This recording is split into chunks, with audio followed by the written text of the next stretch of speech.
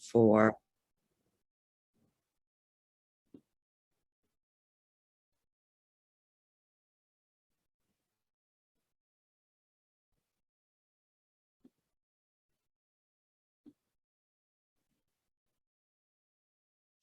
Good evening, and welcome to Equity Library Theater's production of selections from Edgar Lee Masters' classic Spoon River Anthology. Yep, that's a graveyard that's behind me, and it's home to many of the residents of the mythical town of Spoon River, located somewhere in America's Midwest. Here lie rogues and scholars, adulterers, politicians, ministers, suicides and war heroes, scarlet women, do-gooders, and even folk who took their grudges with them beyond the grave. You're going to meet some of them tonight. Masters wrote Spoon River Anthology in 1915. Remember, Abraham Lincoln was still a vivid memory for some, having died only 50 years before. Automobiles were novelties, and women still had not yet achieved the vote. Our world has changed in the 106 years since Spoon River was published. But the characters that you will meet tonight, my friends and neighbors, are timeless. As a courtesy to the other audience members and to the players, we're going to ask you to please turn off your microphones and your cameras. And we're also going to ask that you sit back, relax, and enjoy the show. And now it is my pleasure to introduce you to Louise Smith.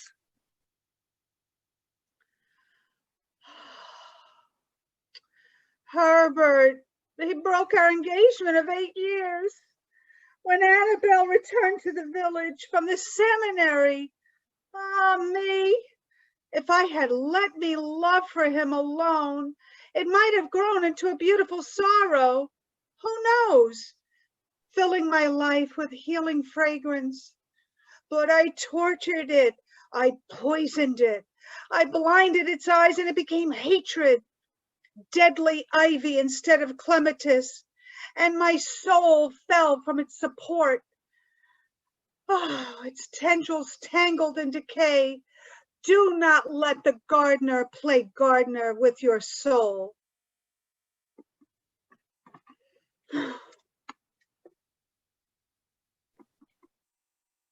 Unless you are sure it is wiser than your soul's nature.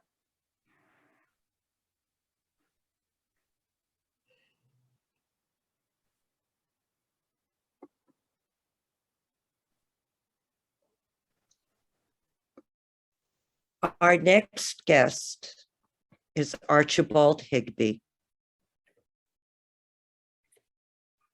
I loathe you, Spoon River. I tried to rise above you. I was ashamed of you. I despised you as the place of my nativity.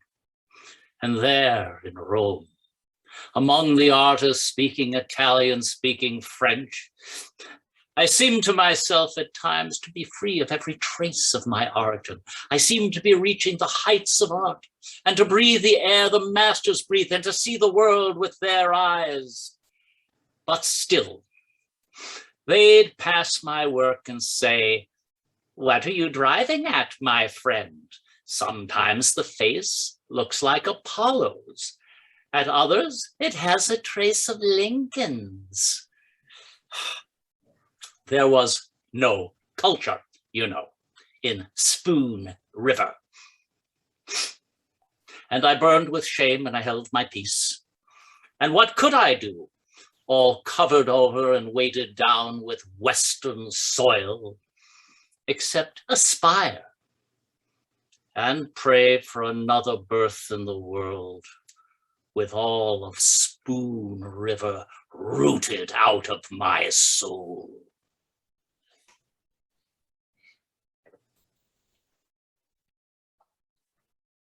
I'd like to present to you Dr. Siegfried Iseman.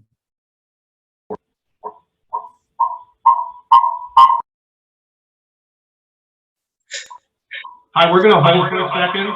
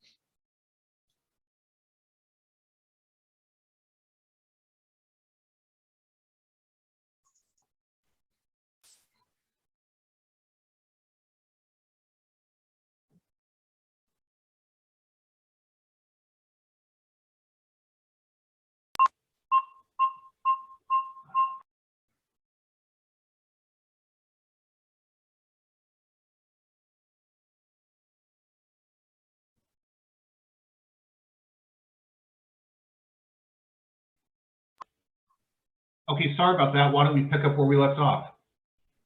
Okay. I'd like to present to you Dr. Siegfried Iseman.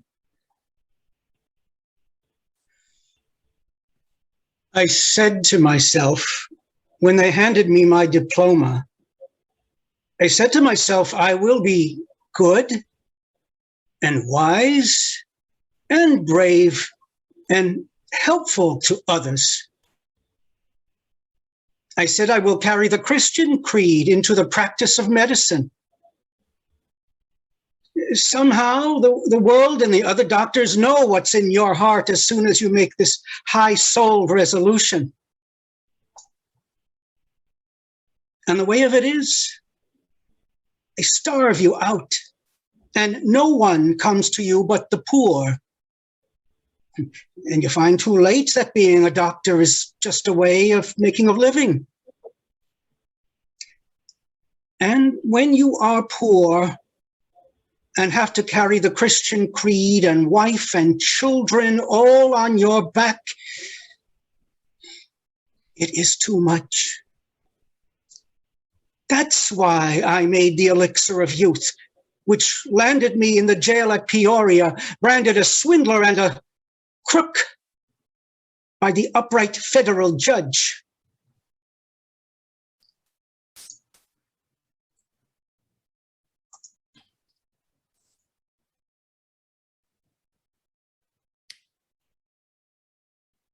And here's my good friend, Margaret Fuller Slack.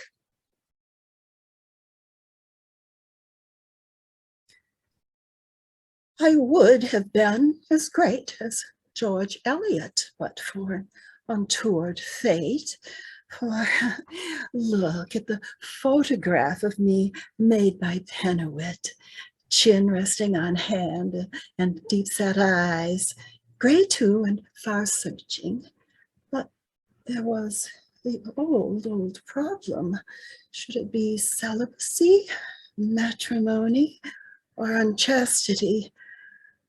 Then John Slack, the rich druggist, wooed me, luring me with the promise of leisure for my novel.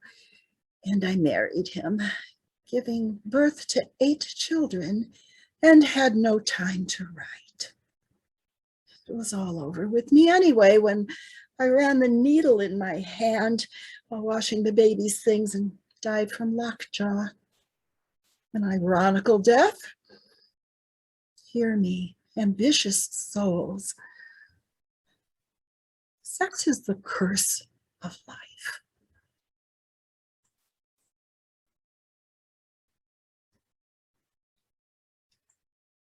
And I'd like to introduce you next to dear Lucinda Matlock.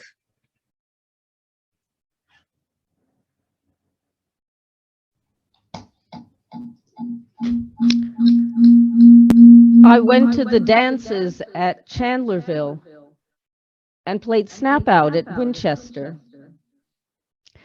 One time we changed partners, driving home in the moonlight of middle June.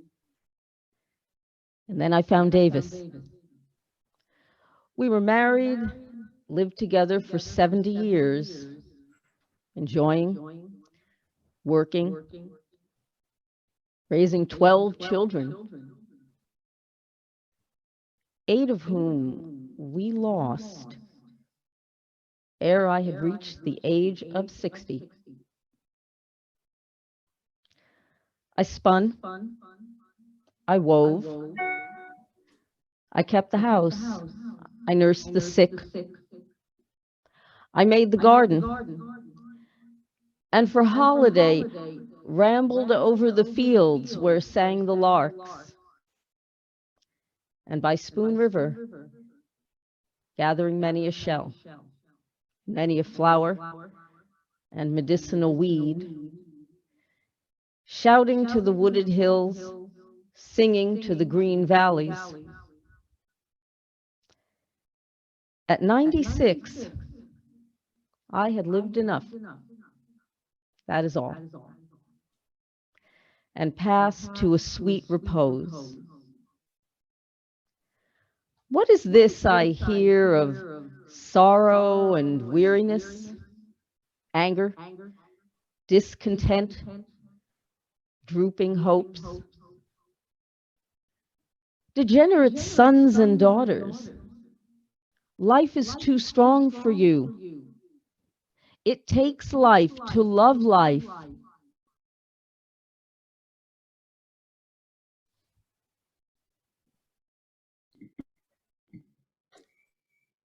And here's my neighbor, Hannah Armstrong.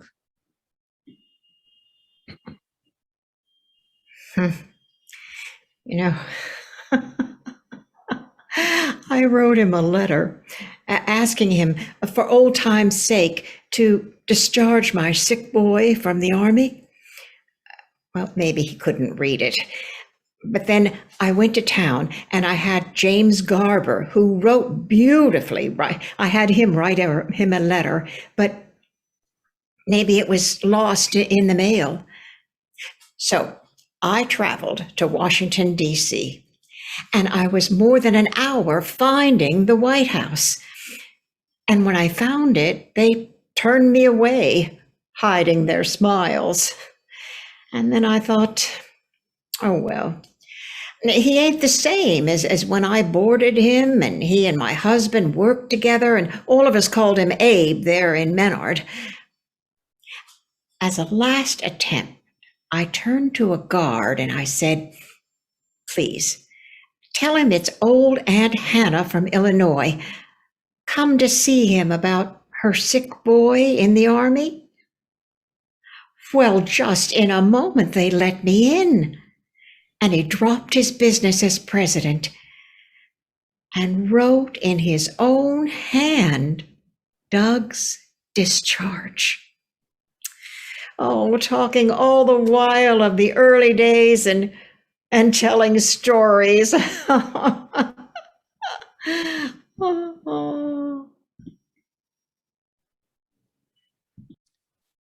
And now I'd like to introduce you to Oscar Hummel.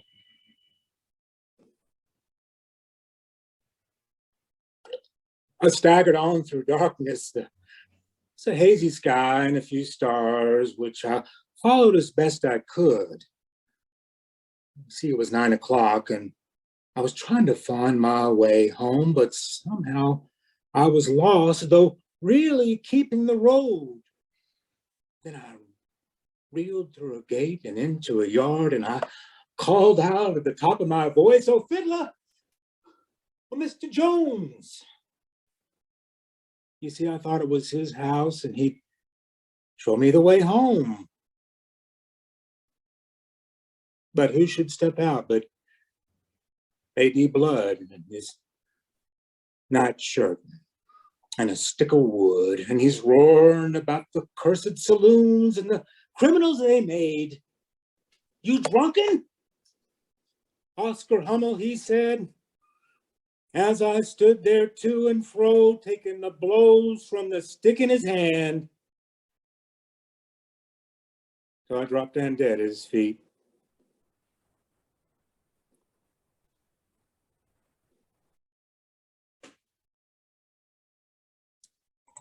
And now I'd like you to meet Nancy Knapp.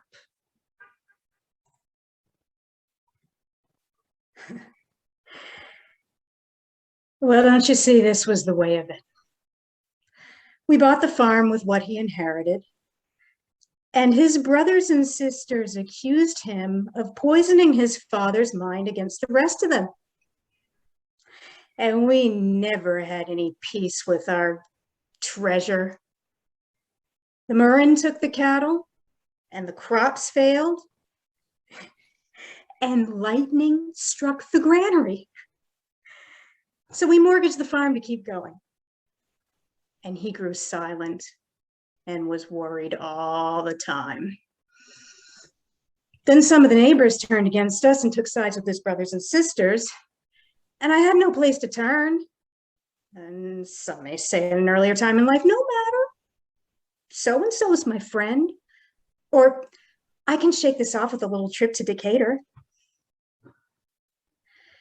Then the dreadfulest of smells infested the rooms.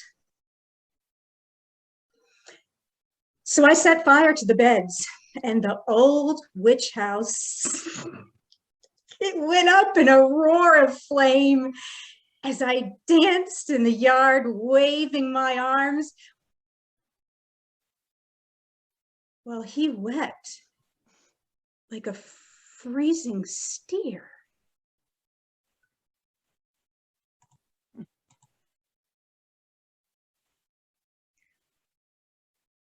And here is dear Nellie Clark.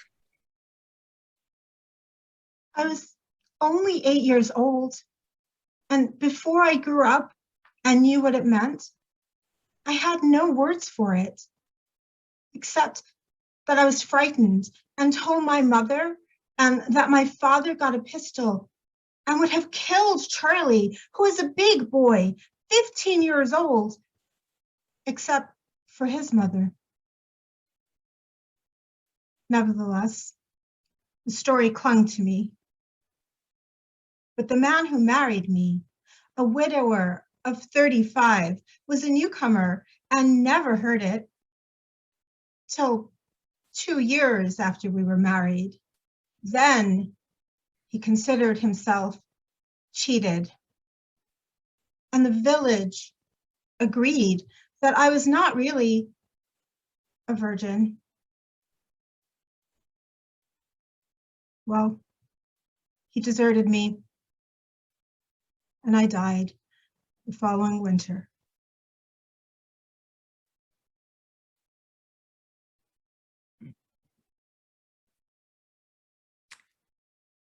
Please welcome my neighbor, Daisy Fraser.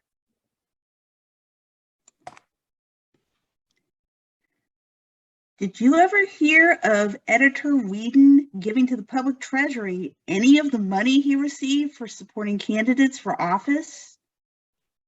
Or for writing up the canning factory to get people to invest? Or for suppressing the facts about the bank when it was rotten and ready to break? Did you ever hear of the circuit judge helping anyone except the Q Railroad or the bankers?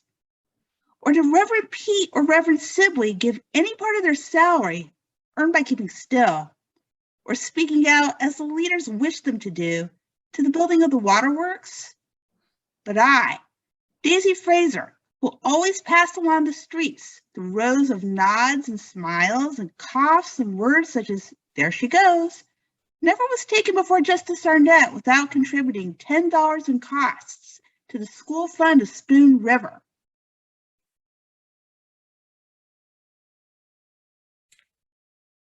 And here's my dear friend, Anna Clute.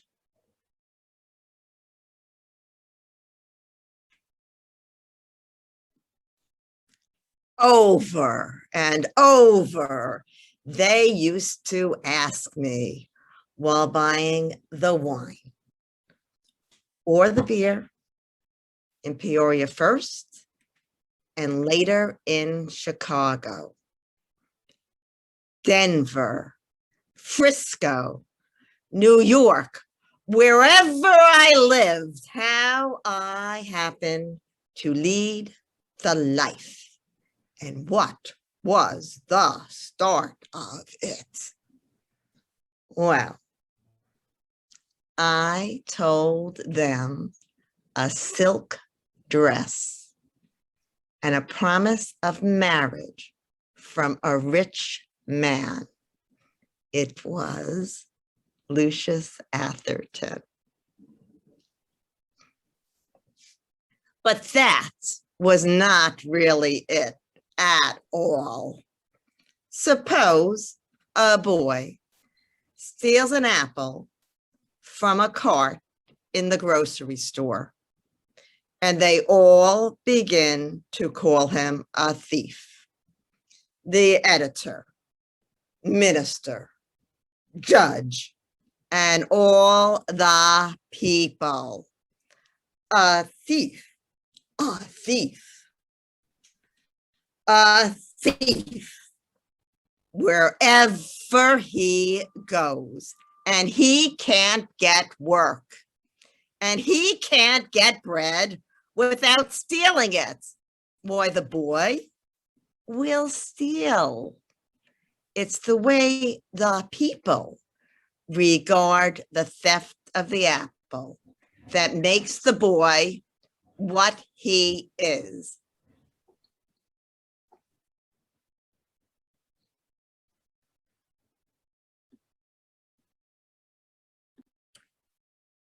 You've heard my neighbor's tales. I'm Pauline Barrett, and you will hear my story. Almost the shell of a woman after the surgeon's knife, and almost a year to climb back into my strength until the dawn of our wedding decennial found me my seeming self again. We walked the forest together by a path of soft moss and turf. But I could not look in your eyes, and you could not look in mine, for such sorrow was ours, the beginning of gray in your hair, and I but a shell of myself. And what did we speak of? Sky, sea, anything most to hide our thoughts. And then your gift of wild roses set upon the table to grace our dinner. Poor heart, how bravely you struggled to live a remembered rhapsody. My spirits drooped as night came forth, and you left me alone in my room for a while, as you did when I was a bride, poor heart. And I looked in the mirror, and something said, one should be all dead when one is half dead, nor ever mock life, nor ever cheat love. And I did it looking there in the mirror. Dear, have you ever understood?